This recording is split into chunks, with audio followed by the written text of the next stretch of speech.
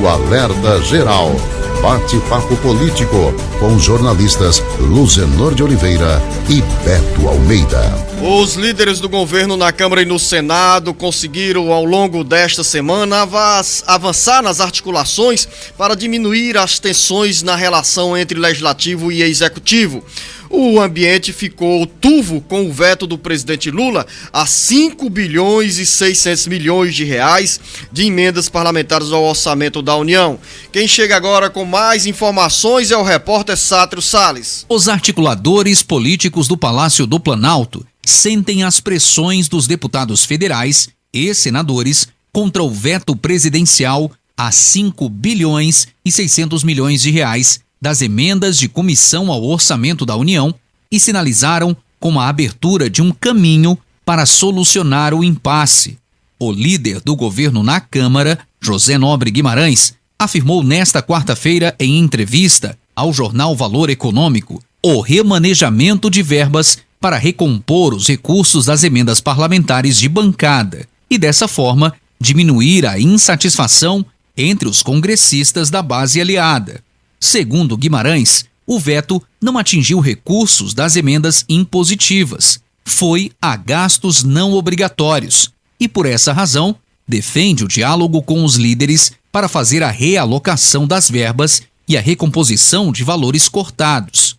Guimarães disse ainda que a situação será resolvida na negociação política e projeta que a principal responsabilidade do Legislativo em 2024 será aprovar a regulamentação da reforma tributária. Pouca gente fala, mas é importante lembrar, se não aprovarmos a regulamentação, a reforma não entrará em vigor em 2025 nem em 2026, disse Guimarães, ao reafirmar o compromisso do governo em dialogar com os congressistas para aprovação de projetos de interesse do país. Com informações dos bastidores políticos, para o Alerta Geral, Sátiro Salles. Após as manifestações de descontentamento dos deputados federais e senadores, logo quando foi oficializado o veto do presidente Luiz Inácio Lula da Silva a essas emendas ao orçamento da União, o jornalista Beto Almeida, nós tivemos aí discussões, manifestações dos parlamentares sem esconder a insatisfação. E nessa queda de braços tivemos aí também os líderes do governo na Câmara e no Senado entrando em ação para diminuir essa tensão. Ao mesmo tempo, a ministra do Planejamento, Simone Tebet, sinalizou que haveria uma recomposição de 5 bilhões e 600 milhões de reais. Esse dinheiro é definido pelas comissões técnicas, por isso que se chama de emenda de comissão, ou seja, as comissões técnicas da Câmara e do Senado sugeriram recursos para emendas ao orçamento da União. Dinheiro também que cai em cofres dos municípios do Ceará. Afinal, essas verbas são articuladas pelos parlamentares. Diante da insatisfação, já temos um cenário aí de que no dia 5 será iniciado o ano legislativo no Congresso Nacional com um ambiente menos hostil para o governo federal e um clima de negociações e de conversas para esse dinheiro ficar no orçamento da União e não ser excluído. Ou seja, Beto, o governo quer evitar a derrubada do veto e antes da votação desse veto presidencial dizer o seguinte: estamos aqui para o diálogo. Jornalista Beto Almeida, bom dia. Beto Almeida. A análise política com credibilidade e isenção. Bom dia, Luzenor. Bom dia aos nossos ouvintes. Já são 2 sinalizações aí emitidas por integrantes do governo federal, Luzenor, em relação à questão dos vetos dessas emendas, as chamadas emendas de comissão, ou seja, dos 5 bilhões e 600 milhões de reais. Vamos chamar de recuo em relação à repercussão que isso tem gerado entre os parlamentares. O primeiro sinal foi dado pela própria ministra do Planejamento, Simone Tebet, onde ela falou o seguinte, que essa questão aí do veto, ele seria temporário, porque com a inflação que eles estavam estimando que poderia ser menor, isso iria ser revisto nas receitas ao longo de 2024. Mas é claro que isso por si só não resolveu. Pelo contrário, até irritou ainda mais deputados e senadores, porque na realidade isso trava o que eles mais querem, que é exatamente essa questão das emendas de comissão, que de fato não são emendas obrigatórias, mas são chamadas emendas discricionárias e que o próprio governo federal sabe que tem que pagar,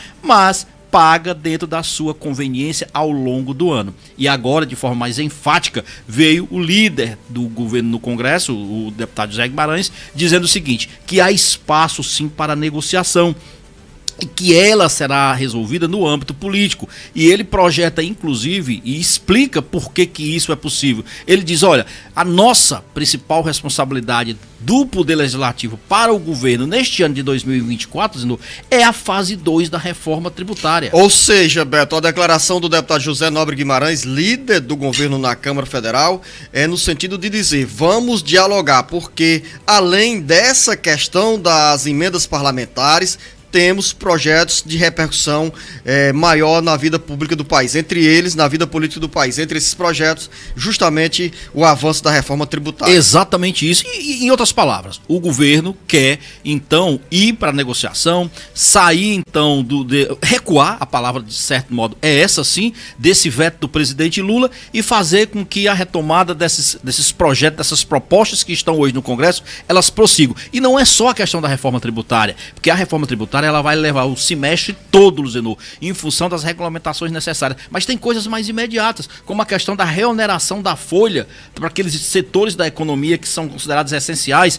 O governo alega, inclusive, os empresários alegam na geração de emprego. Aí sim, esse é um veto que o presidente Lula derrubou, mas que o Congresso está dizendo, ameaçando, inclusive, que vai rever essa questão. Então, a gente observa que são pontos cruciais para o governo e que esta decisão do presidente Lula de cortar esses valores das chamadas emendas de comissão só piorou. E as emendas de comissão têm uma importância estratégica no ano eleitoral, Luciano, porque no fundo, são aquelas medidas que os parlamentares encontraram para substituir aquelas emendas do orçamento secreto, que a gente já falou muito delas aqui. Como o governo proibiu essa forma de direcionar emendas por meio desse formato meio secreto, onde você não sabia quem estava liberando, para onde ia, aí vieram o reforço nas chamadas emendas de comissão. Elas são mais transparentes, elas estão mais direcionadas, mas ainda assim interessa para os deputados e senadores, porque elas vão diretamente para os seus colégios eleitorais. Os trabalhos do Legislativo em 2024 começam no próximo dia 5 e o governo quer abrir a pauta com o Congresso Nacional sem esses atropelos que marcaram os últimos dias que antecedem a volta dos deputados federais e senadores a Brasília. Mas essa agenda da retomada das atividades legislativas, Beto Almeida, está também programada no Ceará, com o presidente da Assembleia Legislativa, Evandro Leitão, abrindo nessa sexta-feira, a partir das 9 horas, o ano legislativo de 2024. Vai ser lida uma mensagem do governo do estado com a prestação de contas sobre ações realizadas até o momento e principalmente quais prioridades serão dadas neste ano de 2024 pelo Poder Executivo, com mensagens e projetos que passam pela Assembleia Legislativa. Nessa agenda também está a abertura hoje, daqui a pouco, na Câmara Municipal de Fortaleza, dos trabalhos do Legislativo Municipal em 2024. E será às 9 horas, Luciano, logo mais, portanto, aqui na sede do Poder Legislativo Municipal, no bairro Luciano Cavalcante, onde o prefeito Sarto vai levar a sua mensagem à Câmara de Vereadores. Ou seja, ele vai pessoalmente, como é tradição, e lá ele vai levar essa mensagem, vai falar exatamente de um balanço, né, do mandato dele, da gestão dele, e falar de projetos para 2024. Então, será um momento de encontro do prefeito Sarto com os vereadores e principalmente, Luzenor, levar exatamente esses projetos que vão movimentar, que vão marcar esse último ano da gestão Sarto. Inclusive, o prefeito Sarto está preparando um pacotão de serviços que está previsto o anúncio aí a sexta-feira, amanhã. Pelo menos a perspectiva é essa. E aí sim, saber exatamente quais são esses projetos, que medidas são essas que vão vir para a cidade nesse último ano de gestão, mas mais do que isso, o prefeito Sarto, na realidade, já iniciou um processo de articulação e amildou mais ainda essas articulações, porque esse momento de retomada dos trabalhos legislativos na Câmara de Vereadores de Fortaleza, ela também tem um propósito, saber, Luciano, como vai ser o troca-troca de partido com a janela partidária que inicia agora, no mês de março, e e vai até o dia 5 de abril. Então é um período agora, inclusive, para saber quem é aliado e onde esses aliados vão ser alocados, porque tem aliados do prefeito Sarto hoje que estão no PSB. O PSB, por exemplo, é um partido que hoje está colocado na oposição. Tem aliados do prefeito Sarto que estão, por exemplo, em outros partidos como o PL, e esses vereadores vão ter que deixar o PL, lógico, alocar-se em outras siglas aí mais aliadas ao prefeito Sarto. Então, são esses detalhes, essas articulações que vão ganhar muito espaço nesse mês de fevereiro na Câmara Municipal. A Câmara Municipal de Fortaleza, que nesses 3 anos teve uma atuação inodora, sem gerar mais repercussões, tem neste ano de 2024 como principal projeto entre os vereadores a reeleição dos próprios parlamentares. Daí essa mudança que nós teremos, esse troca-troca de partido que irá marcar o mês de março, quando fica aberta a janela partidária, espaço aberto pelo Tribunal Superior Eleitoral, dentro da legislação que disciplina as eleições, para os vereadores trocarem de partido sem prejuízo ao mandato, principalmente aqueles que terão a prioridade ao projeto de reeleição. Repito, a principal prioridade, a maior de todas as prioridades entre os vereadores de Fortaleza neste ano de 2024 é justamente a reeleição. E daqui a pouco, dentro do bate-papo político, vamos falar sobre mudanças na lei que garantem mais dinheiro do fundo eleitoral e do fundo partidário para campanhas de mulheres, negros e pardos nas eleições de 2024 e 2026. Mas tem muito mais, jornalista Beto Almeida. Tem muito mais. Por exemplo, a Polícia Federal quer saber por que o deputado federal André Fernandes mudou a cor, Luzenor, de uma eleição para outra. Vamos saber por quê. Daqui a pouco, muito mais para você, ouvinte internauta. O Ceará, Brasil e mundo ligados no jornal Alerta Geral. Alerta Geral.